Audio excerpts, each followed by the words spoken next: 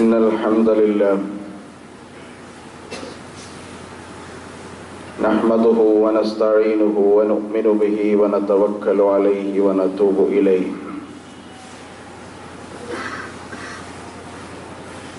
ونعوذ بالله من شرور أنفسنا ومن سيئات أعمالنا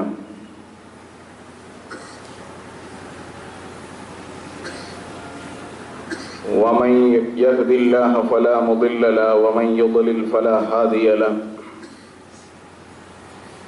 أشهد أن لا إله إلا الله وحده لا شريك له وأشهد أن محمدا عبده ورسوله اللهم صل على محمد وعلى آل محمد كما صليت على إبراهيم وعلى آل إبراهيم اللهم بارك على محمد وعلى آل محمد كما باركت على إبراهيم وعلى آل إبراهيم في العالمين إنك حميد مجيد إن خير الحديث كتاب الله وخير الهدي هدي محمد صلى الله عليه وسلم وشر الأمور محدثاتها وكل محدثة بدعة وكل بدعة ضلالة يا أيها الذين آمنوا اتقوا الله حق تقاته ولا تموتن إلا وأنتم مسلمون أعوذ بالله من الشيطان الرجيم بسم الله الرحمن الرحيم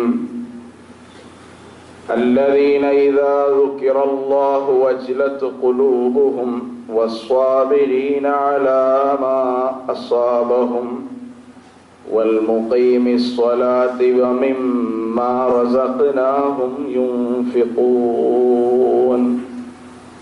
صدق الله العلي العظيم. ആദരണീയരായ സഹോദര സഹോദരിമാരെ, സത്യവിശ്വാസികൾ, അള്ളാഹുവിനെ സൂക്ഷിച്ച് ജീവിക്കണമെന്നും നമ്മുടെ ജീവിതത്തിൻ്റെ എല്ലാ ഇടപാടുകളും അടക്കവും ചലനവും അള്ളാഹു കാണുന്നുണ്ടെന്ന ബോധത്തോടുകൂടി ജീവിക്കണമെന്നും എന്നോടെന്ന പോലെ നിങ്ങളോടും വസിയത്ത് ചെയ്യുകയാണ്, ഉപദേശിക്കുകയാണ്. നരകാവകാശിയും സ്വർഗാവകാശിയും ഒരിക്കലും സമന്മാരാവുകയില്ല. സ്വർഗം നേടിയവരാവുന്നു വിജയിച്ചവർ. അള്ളാഹു വിജയികളുടെ കൂട്ടത്തിൽ ഉൾപ്പെടുത്തി നമ്മെ അനുഗ്രഹിക്കുമാറാവട്ടെ.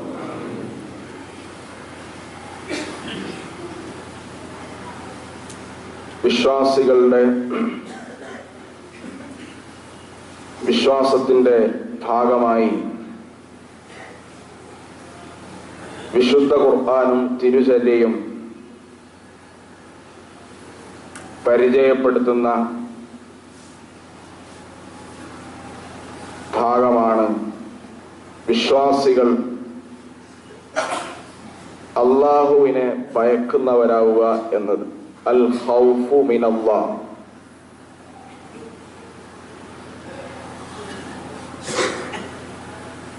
അള്ളാഹുവിനെ ഭയക്കുക എന്ന് പറഞ്ഞാൽ അള്ളാഹുവിൽ നിന്ന് ഓടി അകലുക എന്നല്ലല്ലോ അർത്ഥം. നമ്മൾ ഏതെങ്കിലും ജന്തുവിനെയോ സർപ്പത്തെയോ മൃഗത്തെയോ ഭയന്നാൽ യഥാർത്ഥത്തിൽ അതിൽ നിന്ന് ഓടി ഒളിക്കാനോ അകലാനോ ആണ് നമ്മൾ ശ്രമിക്കാറുള്ളത്. അള്ളാഹനെ പേടി എന്ന് പറഞ്ഞാൽ അള്ളാഹുവിലേക്ക് അടുക്കാനുള്ള ശ്രമമാണ്. അൽ ഹുബ്ബുലില്ലാഹ്, അള്ളാഹുവോടുള്ള സ്നേഹത്തിന്റെ ഭാഗമാണ് അള്ളാഹുവോടുള്ള ഭയം, പേടി എന്ന് പറയുന്നു. അള്ളാഹുവിനോട് ധാരാളമായി അള്ളാഹുവിന്റെ അടുക്കലേക്ക് ഓടി അടുക്കുക, അള്ളാഹുവിന്റെ ശാസനകളെ അംഗീകരിക്കുകയും നിരോധങ്ങളെ വെടിയുകയും ചെയ്യുക എന്നതാണ് അൽ ഖൗഫു മിനല്ലാഹ്. അള്ളാഹുവിനെ ഭയക്കുക, പേടിക്കുക എന്ന് പറഞ്ഞാൽ വിശുദ്ധ ഖുർആൻ പറയുന്നത് ഇദാ ദുക്കിറല്ലാഹു, അല്ലാഹ് എന്ന് പറയപ്പെട്ടാൽ, വജിലത്ത് ഖുലൂബുഹും, അവരുടെ ഹൃദയം പ്രകമ്പനം കൊള്ളും, വസ്വാബിരീന അലാ മാ അസ്വാബഹും, പിന്നീട് അവരുടെ വിശേഷണങ്ങളാണ് പറയുന്നത്. അവർക്ക് ബാധിച്ച വിപത്തുകളിൽ ക്ഷമിക്കും. വൽ മുഖീമിസ്സലാ, നമസ്കാരം ഇഖാമത്ത് ചെയ്യും, നിലനിർത്തും.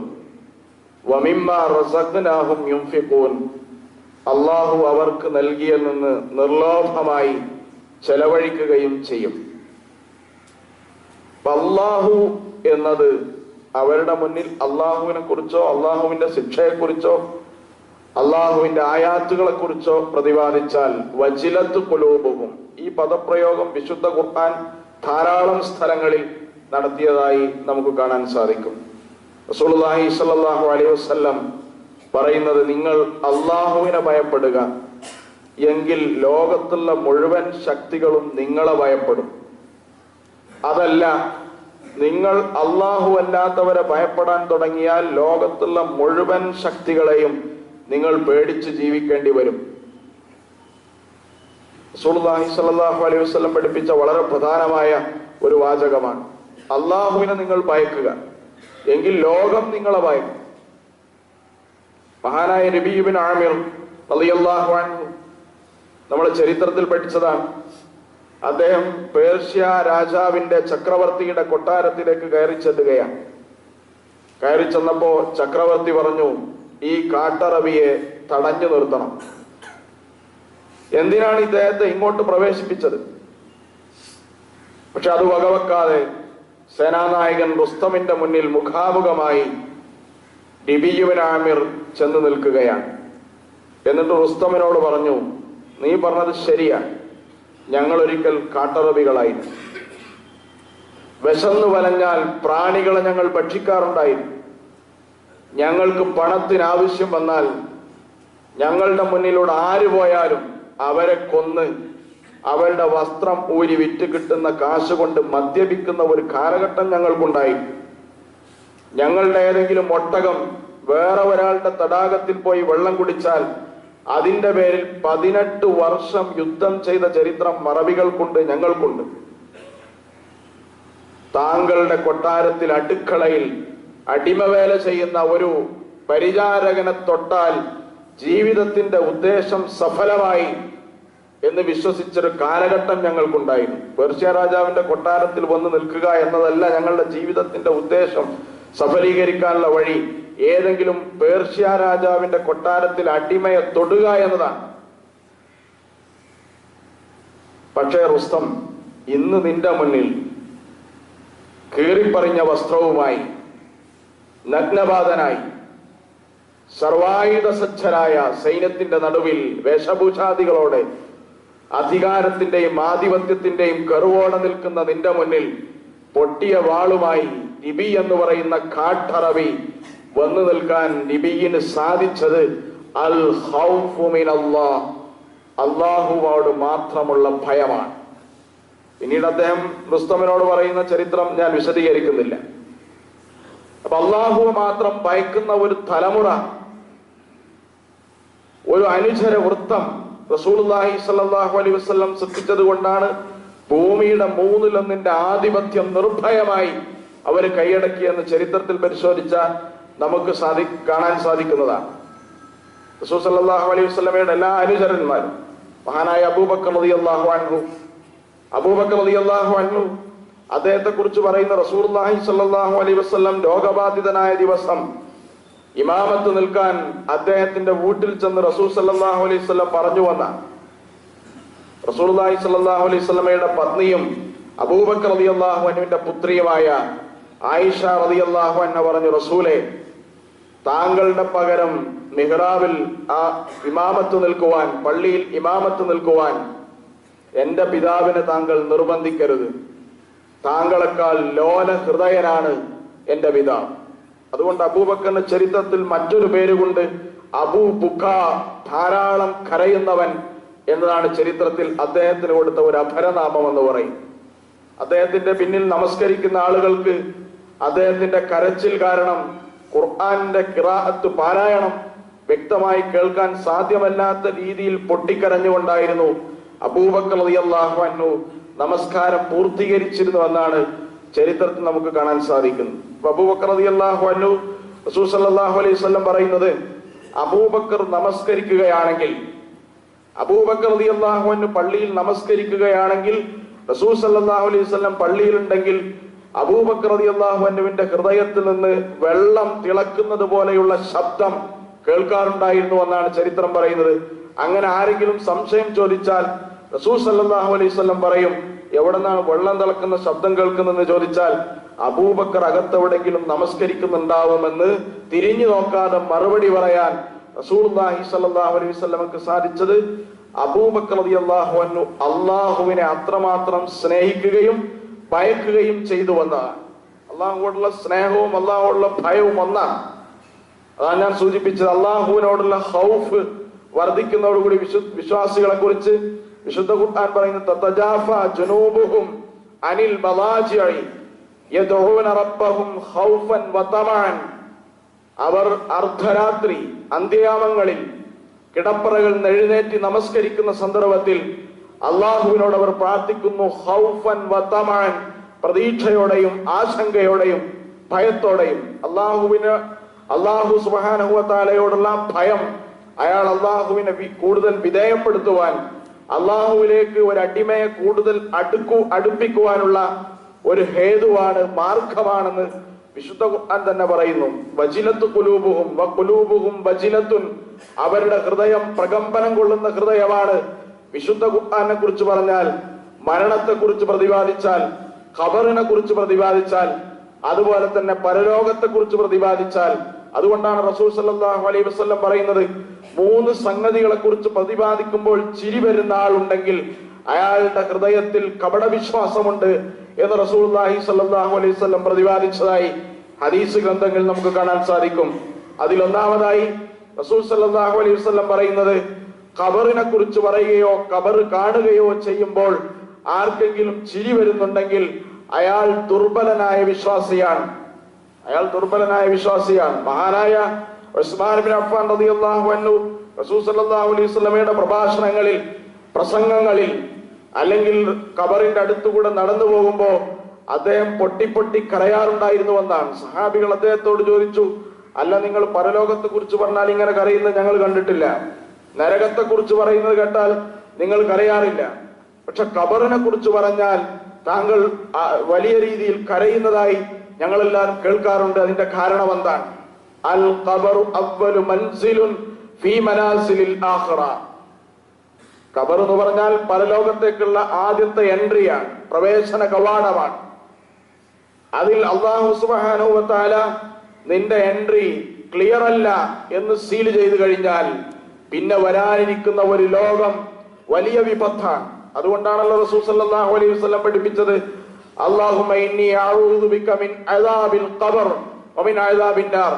നരക ശിക്ഷയിൽ നിന്ന് നിങ്ങൾ അഭയം തേടുന്നത് പോലെ ഖബറിലെ ശിക്ഷയിൽ നിന്നും അള്ളാഹുവിനോട് അഭയം തേടണമെന്ന് പറയാറുണ്ടായിരുന്നു. ജന്നത്തുൽ ബഖീന്റെ അടുത്തുകൂടെ നടന്നു പോകുമ്പോ ഉസ്മാൻ ഇബ്നു അഫ്ഫാൻ മുഖം കുനിഞ്ഞാണ് നടന്നു പോകാറുള്ളതെന്ന് ചരിത്രത്തിൽ കാണാൻ സാധിക്കും. ഖബർ കണ്ടാൽ അദ്ദേഹം കരയാറുണ്ടായിരുന്നു, ഖബറിനെ കുറിച്ച് കേട്ടാൽ അദ്ദേഹം കരയാറുണ്ടായിരുന്നു. അതുകൊണ്ട് ഖബർ കാണുകയും ഖബറിനെ കുറിച്ച് പറയുകയും ചെയ്യുമ്പോൾ ചിരി വരുന്ന വിശ്വാസി ദുർബലനായ വിശ്വാസിയാണ് എന്ന് റസൂലുള്ളാഹി സ്വല്ലല്ലാഹു അലൈഹി വസല്ലം.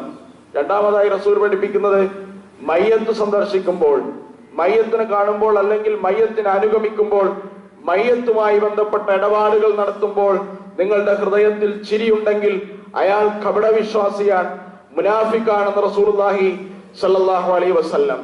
മൂന്നാമതായി റസൂലുള്ളാഹി സ്വല്ലല്ലാഹു അലൈഹി വസല്ലം പഠിപ്പിക്കുന്നത്, ആഖിറത്തിനെ കുറിച്ച് പ്രതിപാദിക്കുമ്പോൾ, പറയുമ്പോൾ, പരലോകത്തെ കുറിച്ച് ഓർമ്മിപ്പിക്കുമ്പോൾ നിങ്ങളുടെ ഹൃദയത്തിൽ കരച്ചിലിന് പകരം ചിരിയാണ് വരുന്നതെങ്കിൽ അയാളുടെ ഹൃദയത്തിലും വിശ്വാസമില്ല, ദുർബലനായ വിശ്വാസിയാണെന്ന് റസൂലുള്ളാഹി സ്വല്ലല്ലാഹു അലൈഹി വസല്ലം പറയുന്നു. അതുകൊണ്ടാണല്ലോ മദീനയിൽ എത്തിയതിനു ശേഷം നിങ്ങൾ ഖബർ സന്ദർശിക്കുക, ഫഇന്നഹാ തുദക്കിറുൽ ആഖിറ, അത് പരലോകത്തെ ഓർമ്മിപ്പിക്കുമെന്നാണ് റസൂലുള്ളാഹി സ്വല്ലല്ലാഹു അലൈഹി വസല്ലം പറയുന്നത്. ഖബറിന്റെ അടുത്ത് നിങ്ങൾ ഖബർ സന്ദർശിക്കുകയും ഖബർ സിയാറത്ത് നടത്തുകയും അതിലൂടെ നിങ്ങൾ പരലോകത്തെ ധാരാളമായി സ്മരിക്കുകയും ചെയ്യുക. അത് വിശ്വാസത്തെ വർദ്ധിപ്പിക്കുമെന്നാണ് റസൂലുള്ളാഹി സ്വല്ലല്ലാഹു അലൈഹി വസല്ലം പറയുന്നത്. അപ്പൊ വിശ്വാസിയായ ഒരാൾ ഖബർ കാണുമ്പോൾ, മയ്യത്ത് സന്ദർശിക്കുമ്പോൾ, അല്ലെങ്കിൽ മയ്യത്തിന് അനുഗമിക്കുമ്പോൾ, പരലോകത്തെ കുറിച്ച് കേൾക്കുമ്പോൾ വഖുലൂബുഹും വജിലത്തുൻ, അവരുടെ ഹൃദയങ്ങൾ പ്രകമ്പനം കൊള്ളുമെന്നത് വിശ്വാസത്തിന്റെ മാധുര്യമായി, അടയാളമായി വിശുദ്ധ ഖുർആനും തിരുചര്യയും നമ്മെ പഠിപ്പിച്ചുകൊണ്ടിരിക്കുന്നു. അപ്പൊ നമ്മളെല്ലാവരും ആലോചിച്ച് നോക്കേണ്ടത് യഥാർത്ഥത്തിൽ എനിക്ക് അള്ളാഹുവിലുള്ള വിശ്വാസമുണ്ടോ എന്നതാണ്. യഥാർത്ഥത്തിൽ അള്ളാഹുവിലുള്ള വിശ്വാസം ഉണ്ടെങ്കിൽ ഉണ്ടാവുന്ന അടയാളങ്ങളെ കുറിച്ചാണ് വിശുദ്ധ ഖുർആൻ ഇത് പറയുന്നത്. വല്ലദീന ആമനു അശദ്ദു ഹുബ്ബൻ ലില്ലാഹ്, സത്യവിശ്വാസികൾ അള്ളാഹുവിനെ അതികഠിനമായി പ്രണയിക്കുന്നവരാണ്, അള്ളാഹുവിനോട് അതിയായ അനുരാഗം സൂക്ഷിക്കുന്നവരാണ്. അതുകൊണ്ടാണ് ഇമാം ഹസനുൽ ബസരി റഹിമഹുല്ലാ പറയുന്നത്, അള്ളാഹുവേ, നീ എന്നെ നരകത്തിലിട്ട് കത്തിച്ചാലും വേണ്ടില്ല, നീ എന്നെ വെറുത്തു എന്നൊരു നിമിഷം പോലും പറയരുത് എന്ന് അള്ളാഹുവിന്റെ സ്നേഹത്തോടുള്ള അതിയായ ആഗ്രഹമാണ്. അള്ളാഹു ഒരു നിമിഷം പോലും എന്നെ വെറുത്തു എന്ന് നീ പറയരുത്, നീ നരകത്തിലിട്ട് കത്തിച്ചാലും എനിക്ക് പ്രശ്നമില്ല. അള്ളാഹുവിന്റെ കോപം, അള്ളാഹുവിന്റെ വെറുപ്പ്, അത് നരകത്തിന്റെ തീയിനേക്കാൾ വലിയ ശിക്ഷയായിട്ടാണ് മഹാന്മാരായ പണ്ഡിതന്മാർ നമുക്ക് പറഞ്ഞു തരുന്നത്. അപ്പോ അള്ളാഹുവിനോടുള്ള സ്നേഹത്തിന്റെ അടിസ്ഥാനത്തിലാണ് യഥാർത്ഥത്തിൽ അള്ളാഹുവോടുള്ള ഭയം ഉണ്ടാവേണ്ടത്, അള്ളാഹുവോടുള്ള പേടി ഉണ്ടാവേണ്ടത്. അള്ളാഹുവിലേക്ക് ധാരാളമായി അടുക്കുവാനുള്ള പ്രചോദനമാകുന്നത് യഥാർത്ഥത്തിൽ അങ്ങനെയാണ്. അള്ളാഹുവിനോട് ബന്ധപ്പെടുത്തിയാണ് വിശ്വാസിയുടെ എല്ലാ സ്നേഹവും ഉണ്ടാവേണ്ടത്. വിശുദ്ധ ഖുർആനെ നമ്മൾ സ്നേഹിക്കുന്നത് അത് കലാമുള്ളയാണ്, അള്ളാഹുവിന്റെ സംസാരമായതുകൊണ്ടാണ്. അത് അള്ളാഹു റസൂൽ സല്ലല്ലാഹു അലൈഹി വസല്ലമക്ക് നൽകിയ വേദഗ്രന്ഥമായതുകൊണ്ടാണ്. അള്ളയായിട്ടാണ് അതിന് ബന്ധം. അള്ളാഹുവുമായിട്ടുള്ള സ്നേഹത്തിന്റെ അടിസ്ഥാനത്തിലാണ് നമ്മൾ ഖുർആനെ സ്നേഹിക്കുന്നത്. അതുപോലെ തന്നെ റസൂലുള്ളാഹി സല്ലല്ലാഹു അലൈഹി വസല്ലമയെ നമ്മൾ സ്നേഹിക്കുന്നത് അദ്ദേഹം റസൂലുള്ളയാണ്, അള്ളാഹുവിന്റെ ദൂതനാണ്. അള്ളാഹുവിന്റെ ദൂതനായതുകൊണ്ടാണ്. അല്ലാതെ നിങ്ങൾ റസൂലിനെ സ്നേഹിച്ചാൽ ആ സ്നേഹം അപകടത്തിലാവും എന്നതിന് ധാരാളം ഉദാഹരണങ്ങൾ നമുക്ക് കാണിക്കാൻ സാധിക്കും. കഅബയെ നമ്മൾ സ്നേഹിക്കുന്ന യഥാർത്ഥത്തിൽ കഅബ എന്നുള്ളത് നല്ല ചൊറുക്കുള്ള ഒരു ബിൽഡിംഗ് ആയതുകൊണ്ടല്ലോ. യഥാർത്ഥത്തിൽ കഅബയെ നമ്മൾ സ്നേഹിക്കുന്നത് ബൈത്തുള്ള, അള്ളാഹുവിന്റെ ഭവനം ആയതുകൊണ്ടാണ്. അപ്പൊ വിശ്വാസിയുടെ എല്ലാ സ്നേഹവും അള്ളയായി ബന്ധപ്പെട്ടതാണ്.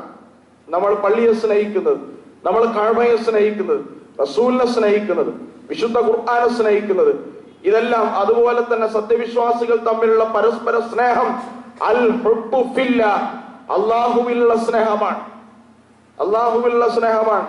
അതുകൊണ്ടാണല്ലോ പരസ്പരം കലഹിച്ച ഒരു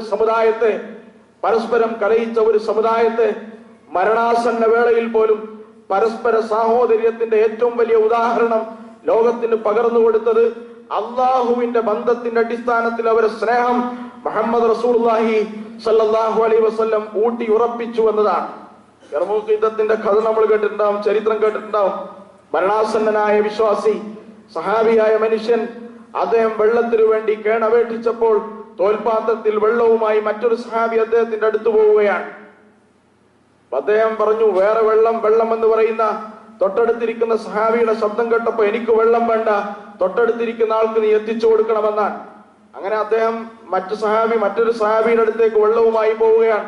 അവിടെ എത്തിയപ്പോഴും വേറെ ഒരാൾ വെള്ളം ചോദിക്കുന്ന ശബ്ദം കേട്ടപ്പോ അദ്ദേഹം പറഞ്ഞു, എനിക്ക് വെള്ളം വേണ്ട, അദ്ദേഹത്തിന് വെള്ളം കൊണ്ടുപോയി കൊടുക്കണമെന്നാണ്. അപ്പൊ വെള്ളം രണ്ടാളും റിജക്ട് ചെയ്തു, തിരസ്കരിച്ചു. അദ്ദേഹത്തിന്റെ അടുത്ത് മൂന്നാമത്തെ ആളുടെ അടുത്തെത്തിയപ്പോഴേക്കും അയാൾ മരണപ്പെട്ടു പോയി.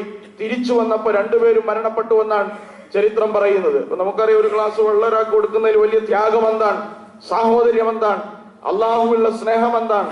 അള്ളാഹുവിന്റെ റസൂൽ സല്ലല്ലാഹു അലൈഹി വസല്ലം പഠിപ്പിക്കുന്നത്, പിശാച് മരണാസന്ന വേളയിൽ നിങ്ങളുടെ അടുത്ത് വരുന്നത് ഒരു കൂജ വെള്ളവുമായിട്ടാണ്. ഈ വെള്ളം കുടിക്കാൻ നിനക്ക് തരണമെങ്കിൽ കലിമത്തു തൗഹീദ് ഉച്ചരിക്കരുതെന്ന് പിശാച് ഉറക്കെ നിന്നോട് പറയുമെന്നാണ്. മരണാസന്ന വ്യക്തി ഒരു കടല് തന്നെ തന്റെ മുന്നിലുണ്ടെങ്കിലും കുടിച്ചു വറ്റിക്കുമെന്ന് റസൂലുള്ളാഹി സ്വല്ലല്ലാഹു അലൈഹി വസല്ലം.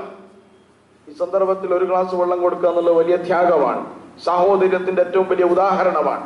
പട്ടിണി കിടന്ന് നോമ്പനുഷ്ഠിച്ച് മരണാസന്ന സന്ദർഭത്തിൽ സ്വന്തം സഹോദരന് എനിക്ക് ഏറ്റവും ആവശ്യമായ ഒരു ഘടകം തിരസ്കരിക്കാൻ മാത്രം എന്തെങ്കിലും അതിനിസ്സാരമായ പ്രശ്നങ്ങളുടെ പേരിൽ വർഷങ്ങൾ യുദ്ധം ചെയ്ത ഒരു സമുദായത്തെ അള്ളാഹുവിന്റെ ഉള്ള സ്നേഹത്തിന്റെ അടിസ്ഥാനത്തിൽ അവരുടെ ഹൃദയത്തെ ബന്ധിപ്പിച്ചു. അതിന് ധാരാളം ഉദാഹരണങ്ങൾ ചരിത്രത്തിൽ നമുക്ക് കാണാൻ സാധിക്കും.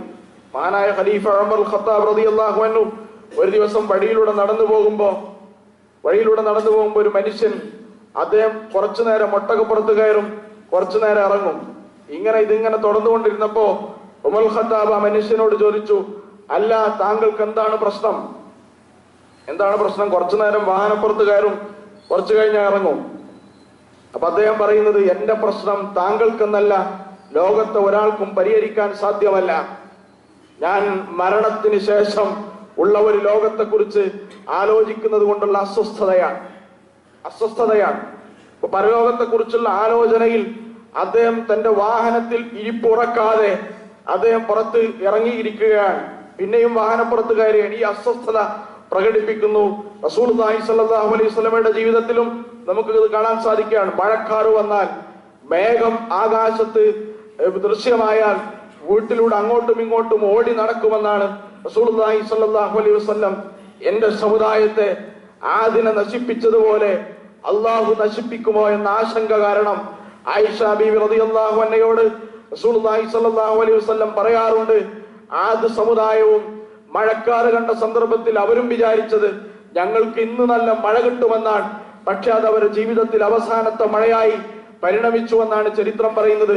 ഇതുപോലെ എന്റെ സമുദായത്തിലും ശിക്ഷയുടെ മഴ വരുമോ എന്ന് കരുതി മഴയുടെ അടയാളങ്ങൾ കണ്ടാൽ വീടിനകത്ത് അങ്ങോട്ടും ഇങ്ങോട്ടും അസ്വസ്ഥനായി നടക്കുന്ന റസൂൽ സല്ലല്ലാഹു അലൈഹി വസല്ലം അള്ളാഹുവിന്റെ ശിക്ഷയെ കുറിച്ചോർത്ത്, അള്ളാഹുവിനെ കുറിച്ചോർത്ത്, അള്ളാഹുവിന്റെ ആയാത്തുകളെ കുറിച്ചോർത്ത് കരയുകയും അതിൽ വിഭ്രാന്തി കൊള്ളുകയും അള്ളാഹുവിലേക്ക് കൂടുതൽ അടുക്കാൻ വേണ്ടി മത്സരിക്കുകയും ചെയ്യുന്ന ആളുകളുടെ ഉദാഹരണങ്ങൾ റസൂലുള്ളാഹി സ്വല്ലല്ലാഹു അലൈഹി വസല്ലമയുടെ ജീവിതത്തിൽ മാത്രമല്ല, അവിടുത്തെ സഹാബത്ത് കിറാമിന്റെ ജീവിതത്തിൽ ധാരാളമായി നമുക്ക് കാണാൻ സാധിക്കും.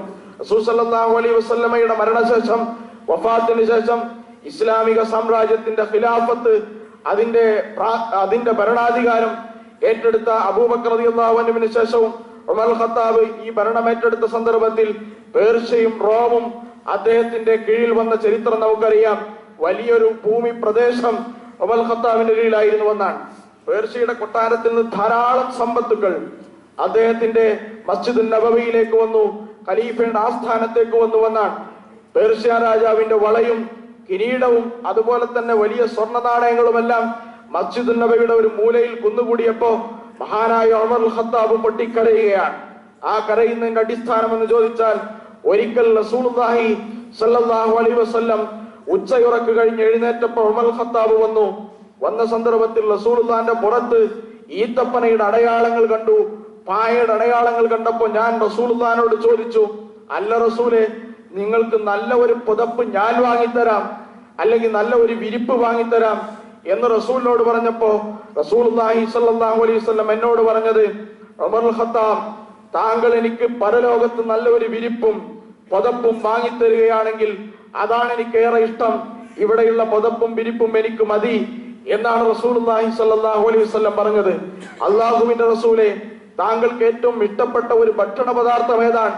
താങ്കൾക്ക് കഴിക്കാൻ ആഗ്രഹമുള്ള ഭക്ഷണ പദാർത്ഥം എന്താണ് എന്ന് ഉമർ ഖത്താബ് റളിയല്ലാഹു അൻഹു റസൂൽ സല്ലല്ലാഹു അലൈഹി വസല്ലമയോട് ചോദിച്ചപ്പോ റസൂൽ സല്ലല്ലാഹു അലൈഹി വസല്ലം പറഞ്ഞ ആഗ്രഹം, നെയ്യിൽ ചുട്ട റൊട്ടി കഴിക്കണമെന്ന് എന്റെ ആഗ്രഹമാണ്.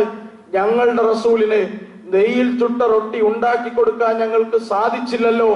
ഇന്നിതാ ഞങ്ങളുടെ മുന്നിൽ പേർഷ്യയുടെയും റോമിന്റെയും വലിയ സമ്പത്ത് വന്നിരിക്കുകയാണ്. മദീനയുടെ അറ്റത്ത് നിന്ന് ഈജിപ്തിന്റെ മറ്റൊരറ്റം വരെ സക്കാത്തിന്റെ അവകാശികൾ ഉണ്ടോ എന്ന് ചോദിച്ച് നടക്കേണ്ട ഒരു ലോക ഘടന ഇവിടെ സംജാതമായിരിക്കുകയാണ്. പക്ഷെ ഞങ്ങളുടെ റസൂൽ മരണപ്പെട്ടത് ഇങ്ങനെയാണ് എന്ന് ഓർത്തുകൊണ്ട് നിധി കൂമ്പാരങ്ങൾക്ക് മുന്നിൽ നിന്ന് ഖലീഫ ഉമർ കരയുന്ന രംഗം ചരിത്രത്തിൽ നമുക്ക് കാണാൻ സാധിക്കും. അള്ളാഹുവോടുള്ള ഭയത്തിന്റെ കാരണം, അള്ളാഹുവോടുള്ള സ്നേഹം കാരണം, അള്ളാഹുവിനെ ഭയക്കുന്നത് കാരണം വളരെ സൂക്ഷ്മതയോടുകൂടി ജീവിതം മുന്നോട്ട് നയിച്ച പിൻഗാമികളെ കുറിച്ച് ഓർത്ത് ഖലീഫ ഉമറിന്റെ ജീവിതത്തിൽ ധാരാളമായി അദ്ദേഹത്തിന്റെ ജീവചരിത്രത്തിൽ ഇത്തരത്തിലുള്ള സംഭവം നമുക്ക് കാണാൻ സാധിക്കും. വിശുദ്ധ ഖുർആൻ പാരായണം ചെയ്താൽ, വിശുദ്ധ ഖുർആൻ അദ്ദേഹം കേൾക്കുകയോ പാരായണം ചെയ്യുകയോ ചെയ്താൽ, ഒരു വീട്ടിൽ നിന്ന് രാത്രി സുഖക്ഷേമ അന്വേഷണങ്ങൾക്ക് വേണ്ടി പുറത്തിറങ്ങിയ ഖലീഫ ഉമർ റളിയല്ലാഹു അൻഹു അദ്ദേഹം വീടിന്റെ അടുത്തെത്തിയപ്പോ വിശുദ്ധ ഖുർആന്റെ പാരായണം കേൾക്കുകയാണ്.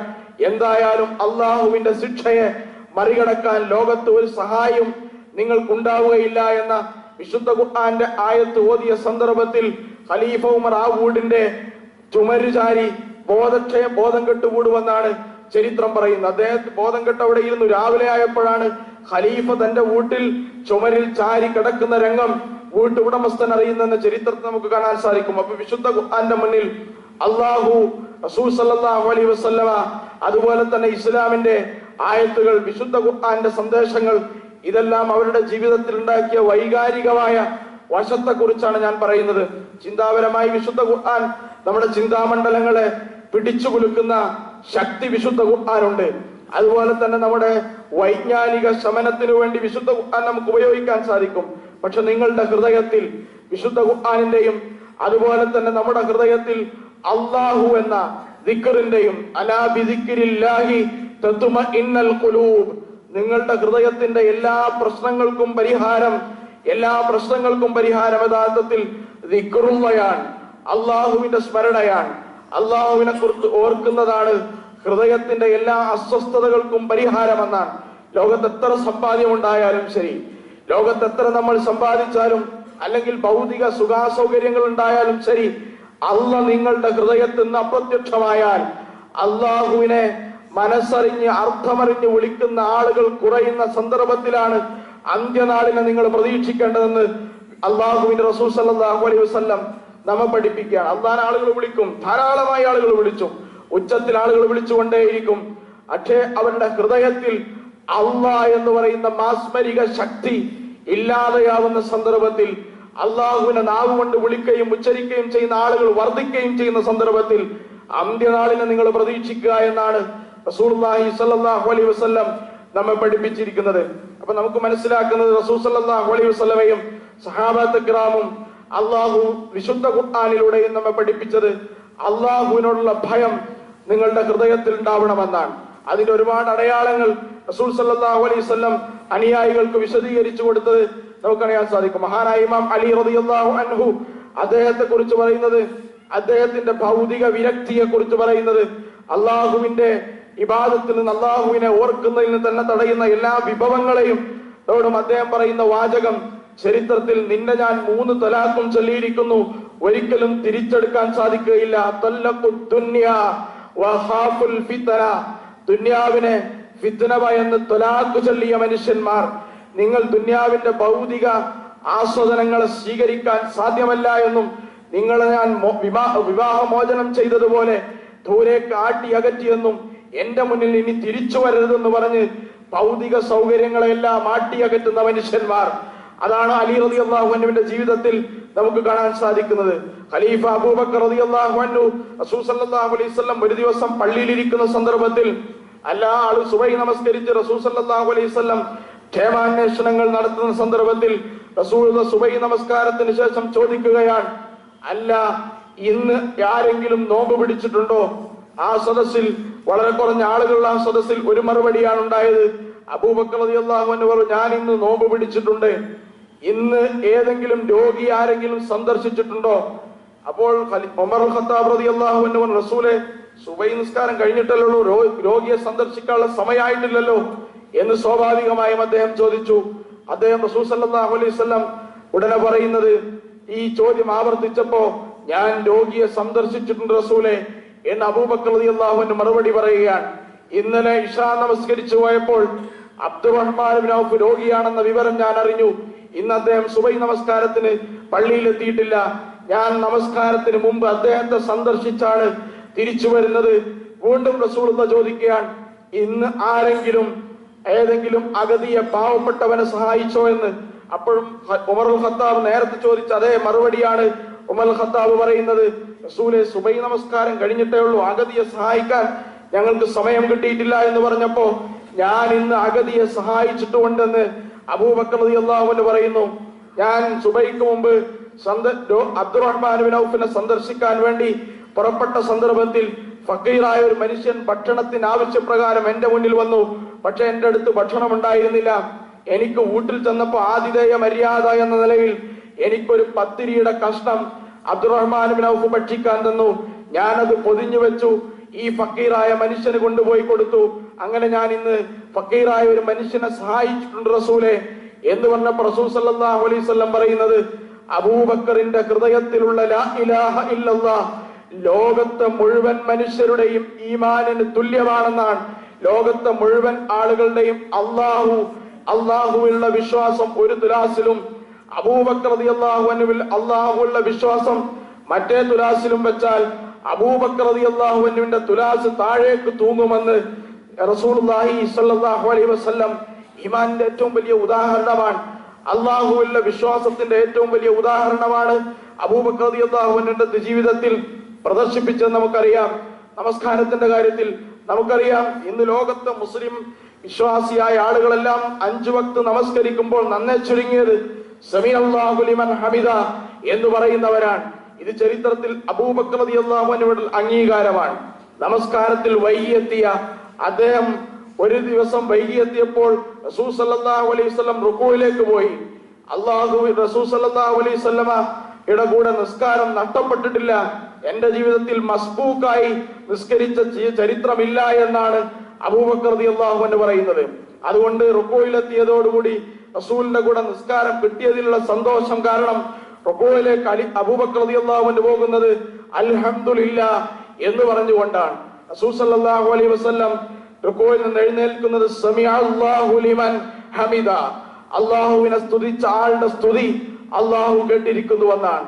ലോക മുസ്ലിമിന്റെ നമസ്കാരത്തിൽ ലോകാവസാനം വരെ സമിഅല്ലാഹു ലിമൻ ഹമിദ എന്ന് പറയുമ്പോ അബൂബക്കറിന്റെ അൽ ഖൗഫു മിനല്ലാഹ് അൽ ഹുബ്ബു ലില്ലാഹ്, അള്ളാഹുവോടുള്ള അതിയായ സ്നേഹവും അള്ളാഹുവോടുള്ള അതിയായ ഭയവും ഒരേ സമയം പ്രതിഫലിക്കുന്ന വാചകമാണ്. ഇങ്ങനെ ധാരാളം ഉദാഹരണങ്ങൾ നമുക്ക് കാണാൻ സാധിക്കും. അതുകൊണ്ട് വിശ്വാസികളായ നമ്മൾ അള്ളാഹുവോടുള്ള ഭയവും സൂക്ഷ്മതയും വളരെ ഗൗരവത്തോടു കൂടി ജീവിതത്തിൽ പുലർത്തേണ്ടതാണ്. ഏത് സന്ദർഭത്തിലും അള്ളാഹു എന്റെ കൂടെയുണ്ടെന്നും അള്ളാഹ് എന്റെ പ്രവൃത്തി കാണുന്നുണ്ടെന്നും അള്ളാഹുവിനെ ഭയക്കുന്ന ഒരു ഹൃദയം തനിക്ക് സംജാതമാകാൻ ശ്രമിച്ചുകൊണ്ടിരിക്കുകയാണെങ്കിൽ ഒരിക്കൽ പോലും ഒരു സന്ദർഭത്തിൽ പോലും അള്ളാഹുവിന് നിരക്കാത്ത ഒരു പ്രവൃത്തി, ഇസ്ലാമിന് നിരക്കാത്ത പ്രവൃത്തി, അള്ളാഹുവിന്റെ കൽപ്പനക്ക് നിരക്കാത്ത പ്രവൃത്തി ഏത് സന്ദർഭത്തിലും നമ്മുടെ ജീവിതത്തിൽ ഉണ്ടാവുകയില്ല എന്നതാണ്. അള്ളാഹുവിനെ നമ്മൾ പേടിക്കുകയും അള്ളാഹുവിനെ സ്നേഹിക്കുകയും ചെയ്താൽ, ഖലീഫ ഉമർ ഖത്താബ് റളിയല്ലാഹു അൻഹു ഒരു ആട്ടിടയനായ കുട്ടി, നമ്മൾ ഈ ചരിത്രം ധാരാളമായി കേട്ടതാണ്. ആ കുട്ടിയോട് പറയുന്നത്, വൈകുന്നേരം വീട്ടിലേക്ക് ആടിനെ തെളിച്ചു പോകുന്ന ഈ ആട്ടിടയനായ ബാലനോട് ചോദിക്കുകയാണ്, ഒരാടിനെ എനിക്ക് തന്നൂടെ? ഒരാടിനെ എനിക്ക് തന്നാൽ നിനക്ക് ഇരട്ടി വില തരാം. ആടിനെ പിടിച്ച വിവരം, ആടിനെ വിറ്റ വിവരം യജമാനൻ അറിയില്ല, അഥവാ അറിഞ്ഞാൽ യജമാനോട് നീ പറയണം ആടിനെ ചെന്നായ പിടിച്ചു എന്നാണ്. ഐനല്ലാ എന്നാണ് ഈ കുട്ടി ചോദിക്കുന്നത്. അപ്പൊ ഖലീഫ ഉമർ ഖത്താബ് റളിയല്ലാഹു അൻഹു മുട്ടുകുത്തി മണലാരണ്യത്തിൽ വീണുവെന്നാണ് ചരിത്രം പറയുന്നത്. അള്ളാഹുവേ, ഖത്താബിന്റെ മകൻ ഉമറിനേക്കാൾ പേടിയുള്ള ഒരു കുട്ടിയെ ഈ രാജ്യത്തിന്റെ പ്രജയായി, എന്റെ ഭരണ പ്രദേശത്തിന്റെ ഒരു പ്രജയായി എനിക്ക് സമ്മാനിച്ച നിനക്കാണ് സർവസ്തുതിയും എന്ന് പറഞ്ഞ ആ കുട്ടിയെ ആലിംഗനം ചെയ്യുകയാണ്. ഞാനും നീയും നടത്തുന്ന അതീവ രഹസ്യമായ ഇടപാട് അള്ളാഹ് കാണുന്നുണ്ടോ എന്നാണ്. നമ്മുടെ ഏത് സെക്യൂരിറ്റി കോഡുകളും, നമ്മുടെ ഏത് സിസ്റ്റവും, നമ്മുടെ മൊബൈലിലെ ഏത് കാഴ്ചയും ആരൊക്കെ കാണണ്ട എന്നാണ് നമ്മൾ വിചാരിച്ചിട്ടില്ലെങ്കിലും അള്ളാഹ് അത് പിക്കപ്പ് ചെയ്യുന്നുണ്ട്, അള്ളാഹ് അത് കാണുന്നുണ്ട്. നിങ്ങൾ എന്റെ ശബ്ദം റെക്കോർഡ് ചെയ്തിട്ടില്ലെങ്കിലും നമ്മുടെ സംസാരം, നമ്മുടെ പ്രവൃത്തി, ഈ പള്ളിയിൽ നമ്മൾ ഇരിക്കുമ്പോൾ എന്താണോ ചെയ്തത് അത് നമ്മളാരും റെക്കോർഡ് ചെയ്യാൻ ഒരു സംവിധാനം ഉണ്ടാക്കിയില്ലെങ്കിലും ഒരുപാട് ദിവസങ്ങൾ കഴിഞ്ഞ് ഈ പള്ളിയിൽ വെള്ളിയാഴ്ച നടത്തിയ ഖുത്ബ റെക്കോർഡ് ചെയ്തെടുക്കാനുള്ള സംവിധാനം ഇന്ന് ലോകത്ത് വികസിച്ചിട്ടുണ്ടെങ്കിൽ ഈ ബുദ്ധി മനുഷ്യന് കൊടുത്ത ജഗന്നിയന്താവായ അല്ലാഹു നാളെ പരലോകത്ത് അതീവ സൂക്ഷ്മമായി നമ്മൾ കണ്ട എല്ലാ അള്ളാഹുവിന്റെ കൽപ്പനക്ക് നിരക്കാത്ത പ്രവൃത്തിയെയും ചെയ്തികളെയും കാഴ്ചകളെയും കേൾവികളെയും ജനകോടികളുടെ മധ്യത്തിൽ പ്രദർശിപ്പിക്കുമെന്നും, അതുകൊണ്ട് അള്ളാഹുവിനോട് നിനക്ക് പേടിയുണ്ടെങ്കിൽ അള്ളാഹുവിലേക്ക് നീ ഓടി ഓടി അടുക്കണമെന്നും അതീവ സൂക്ഷ്മമായി അള്ളാഹുവിന്റെ കാഴ്ചയും അള്ളാഹുവിന്റെ കേൾവിയും സർവ്വ കേൾവിയെക്കാളും കാഴ്ചയെക്കാളും വലുതാണെന്ന ബോധം നിന്റെ ഹൃദയത്തിൽ ഉണ്ടായാൽ ഏത് പ്രതിസന്ധി ഘട്ടത്തിലും അള്ളാഹുവിന്റെ റസൂലെ ഒന്ന് കുനിഞ്ഞു നോക്കിയാൽ നമ്മുടെ രണ്ടാളുടെയും ജീവൻ അപകടത്തിലാണ് എന്ന് ഗുഹയിൽ അഭയമിരുന്നപ്പോൾ റസൂൽ സല്ലല്ലാഹു അലൈഹി വസല്ലമയോട് അബൂബക്കർ റളിയല്ലാഹു അൻഹു പറഞ്ഞപ്പോ റസൂൽ സല്ലല്ലാഹു അലൈഹി വസല്ലം പറയുന്നത്, മൂന്നാമനായി നമ്മുടെ കൂടെ അള്ളാഹു ഉണ്ട് എന്നാണ്. എന്തിനാണ് നീ ഭയക്കുന്നതെന്നാണ്. പിന്നിൽ ഫറോവയും മുന്നിൽ ചെങ്കടലും താൻ രക്ഷിച്ചു കൊണ്ടുവന്ന സമുദായം മൂസ അലൈഹി ഇസ്ലാമിനോട് പറയുകയാണ്, എന്തിനാണ് മൂസ നീ ഞങ്ങളെ രക്ഷപ്പെടുത്തിയത്? ഞങ്ങൾ അവിടെ നിന്നാ പോരായിരുന്നോ? ഇപ്പോൾ ഞങ്ങൾ ഫറോവയുടെ പിടിയിൽ അകപ്പെടാൻ പോവുകയാണ് എന്ന് പറഞ്ഞപ്പോ, ഞാൻ രക്ഷിച്ചെടുത്തവരും എന്നെ കൈവിട്ടു, ശത്രുക്കൾ പിന്നിലാണ്, വലിയൊരു പാരാവാരം സമുദ്രം തന്റെ മുന്നിലാണ്. ഇന്നല്ലാഹ മഈ സയഹ്ദീനി, അള്ളാഹു എന്റെ കൂടെയുണ്ട്, അള്ളാഹു എന്നെ രക്ഷപ്പെടുത്തുവെന്നാണ്. അങ്ങനെയാണ് ലോക ചരിത്രത്തിൽ ചെങ്കടൽ പിളർത്തി മൂസ അലൈഹി ഇസ്ലാം രക്ഷപ്പെട്ടത്. ഇങ്ങനെ അള്ളാഹുവിന്റെ സാന്നിധ്യം, അള്ളാഹുവോടുള്ള സ്നേഹം, അള്ളാഹുവോടുള്ള ഭയം ഈമാനിന്റെ കൂടെ സന്നിവേശിപ്പിച്ച് സദാസമയം അള്ളാഹുവിനെ പേടിച്ചു കഴിയുന്ന, അതിൽ കണ്ണുനീർ വാർക്കുന്ന, അങ്ങനെ അർശിന്റെ തണൽ സ്വീകരിക്കുന്ന വിശ്വാസികളുടെ കൂട്ടത്തിൽ റസൂലുള്ളാഹി എണ്ണിയ ആ വിശ്വാസികളുടെ കൂട്ടത്തിൽ അള്ളാഹു സുബ്ഹാനഹു വ തആല നമ്മളെല്ലാവരെയും ഉൾപ്പെടുത്തി അനുഗ്രഹിക്കുമാറാവട്ടെ.